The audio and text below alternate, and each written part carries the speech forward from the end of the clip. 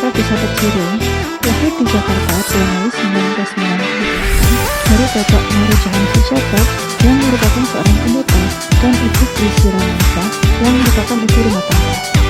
Jerome lahir sebagai anak kedua dari keluarga yang sederhana dengan kakak bernama Jehian Sijabat dan adik bernama Joseph Sijabat. Jerome lahir waktu Indonesia sudah mengalami krisis moneter dan di bulan Mei 1998 kerusuhan terjadi di Jakarta dan beberapa daerah di Indonesia. Menurut petisi dokter kandungan, Jerome seharusnya lahir sekitar tanggal 6-8 Mei 1998. Namun takdir Tuhan berkata lain, ia lahir lebih maju dari prediksi dokter. Dan benar saja, di tanggal prediksi dokter, kerusuhan besar pecah di Jakarta. Saat bayi, Jerome bahkan tak bisa mendapatkan asupan gizi yang baik. Orang tuanya tak mampu beli susu. Jangankan membeli susu, mencukupi kebutuhan sehari-hari saja sangat sulit.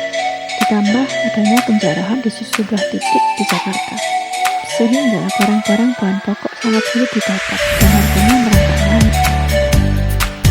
Di tahun 2004, Jerome dan keluarganya pindah ke Surabaya. Kala itu ia berusia 6 tahun dan baru akan masuk SD. Kedua orang tua Jerome sempat kesulitan mencari sekolah dengan biaya yang terjangkau. Sampai pada akhirnya ia dan sang kakak mendapat bantuan beasiswa dari UPH 10 Surabaya yang dapat dikategorikan sebagai sekolah swasta nasional plus dengan bayaran mahal. Di sekolah ini teman-teman Jerome mayoritas merupakan anak-anak dengan ekonomi berada di Surabaya. Disinilah cita-cita Jerome bermulai. Sehabis liburan sekolah, biasanya teman-teman sekolah Jerome akan saling bercerita mengenai liburan mereka. Mayoritas teman-temannya menghabiskan waktu liburan di luar negeri, sementara Jerome hanya liburan di dalam negeri. Jerome kecil kala itu mulai terinspirasi dan bertekad untuk bisa pergi ke luar negeri bersama keluarga. Dia berpikir pendidikan adalah satu-satunya cara agar bisa ke luar negeri. Berawal dari cita-cita Jerome kecil yang polos, hal ini yang dijadikan pegangan selama menjalani masa sekolah dan berproses untuk mendapat beasiswa. Bahkan, sejak duduk di bangku SMP, dia sudah rajin mencari informasi kuliah di luar negeri dan bercita-cita bisa kuliah di NTU dan MBS di Singapura. Cita-cita Jerome untuk kuliah di luar negeri sempat tidak disetujui oleh orang tuanya karena kendala biaya. Namun, Jerome terus optimis bisa kuliah di luar negeri dengan mendapat beasiswa penuh. Banyak yang bilang Jerome anak yang mudah. Padahal, untuk menguasai itu semua, Jerome pun membutuhkan waktu yang lebih. Begitu dengan aturan di keluarga Jerome yang hanya memperbolehkan permainan mulai hari Jumat sampai Minggu, Senin sampai Kamis waktunya belajar dan fokus mengembangkan skill. Ketika SMP, Jerome lebih banyak menghabiskan waktu dengan berolahraga seperti futsal, basket, pingpong, bahkan juga mengasah skill musiknya seperti piano, drum, dan gitar. Kemudian saat SMA, Jerome juga aktif di paduan suara sekolahnya dan mulai serius menyusun strategi agar dirinya bisa kuliah di luar negeri.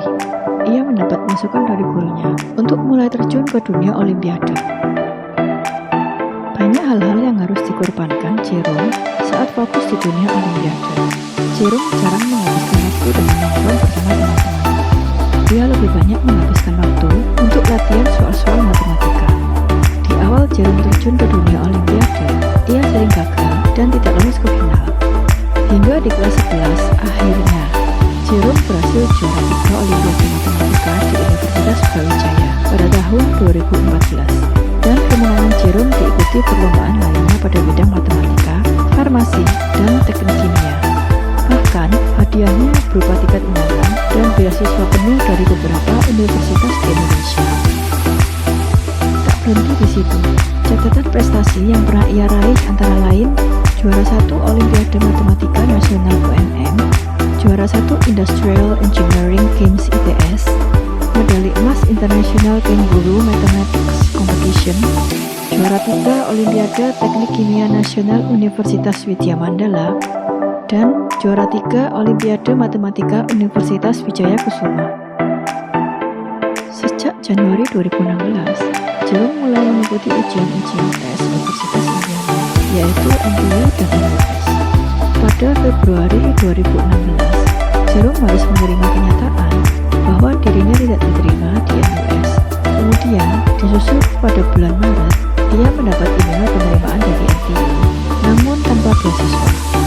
Jerome masih ingin mengejar cita-citanya untuk mendapat beasiswa penuh, karena baginya kuliah di luar negeri tanpa beasiswa akan sangat berat.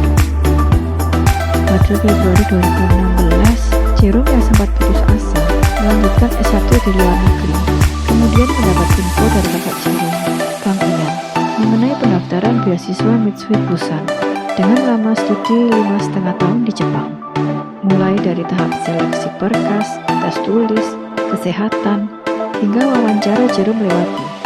Sampai pada akhirnya ia mendapat kabar dari pihak penyelenggara bahwa dirinya berhasil mendapat 1 dari 2 beasiswa. Perjuangan Jerome rasanya tidak pernah berhenti. Pertengahan 2016, Jerome memulai studinya di Jepang dengan pelatihan bahasa Jepang selama sebulan. Kemudian ia juga harus ikut tes EJU, Examination for Japanese University, yang berisi tes bahasa, kimia, fisika, matematika dalam bahasa Jepang, yang nantinya digunakan untuk mendaftar di universitas terkenal di sana. Jerome akhirnya diterima di kampus top Jepang, Waseda University, jurusan matematika terapan.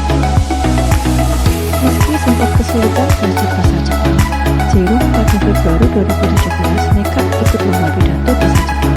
Dengan latihan terus-menerus, Jerome yang baru 5 bulan latihan bahasa Jepang pun mendapat penghargaan sebagai salah satu dari 2 peserta terbaik.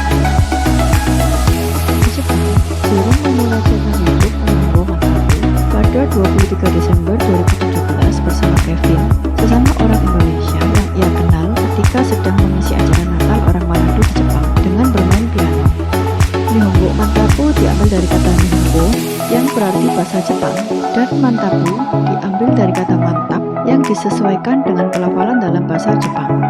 Sebagai YouTuber, Jerome tentu pernah kecewa karena video-videonya hanya sedikit penonton. Belum lagi konten edukasi yang disuguhkan Jerome kurang diminati. Namun, ia tetap gigih dan bertekad untuk mengupload video di YouTube 2 kali dalam seminggu.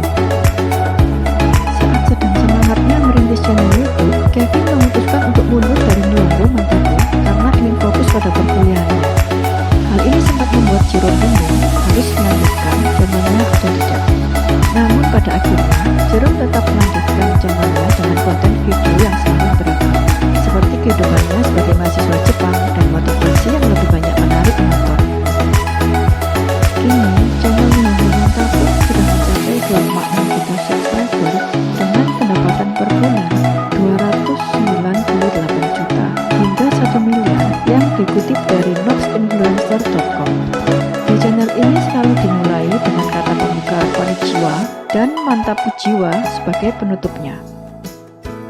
Jerome juga sering tampil di acara TV, misalnya Hitam Putih di Trans 7, Ini Talk Show, Net TV, dan Kick Andy di Metro TV. Selain itu, dia juga beberapa kali diundang sebagai pembicara dan membagikan pengalaman hidupnya di berbagai tempat seperti Universitas Indonesia, Universitas Jambi, SMAN 15 Surabaya, dan IPH Spree.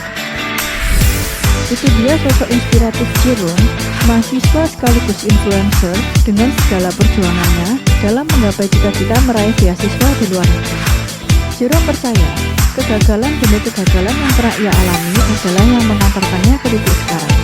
Seperti kata Jerome di buku Mantabu Jiwa, memang ada banyak jalan menuju Roma. Namun tak selalu Roma yang kita inginkan adalah yang terbaik. Mungkin ada Roma lain yang sudah dipersiapkan Tuhan untuk kita. Terima kasih sudah menonton video ini hingga akhir. Jangan lupa like, subscribe, dan komen di kolom komentar apabila ada artis atau tokoh yang ingin kalian tonton selanjutnya.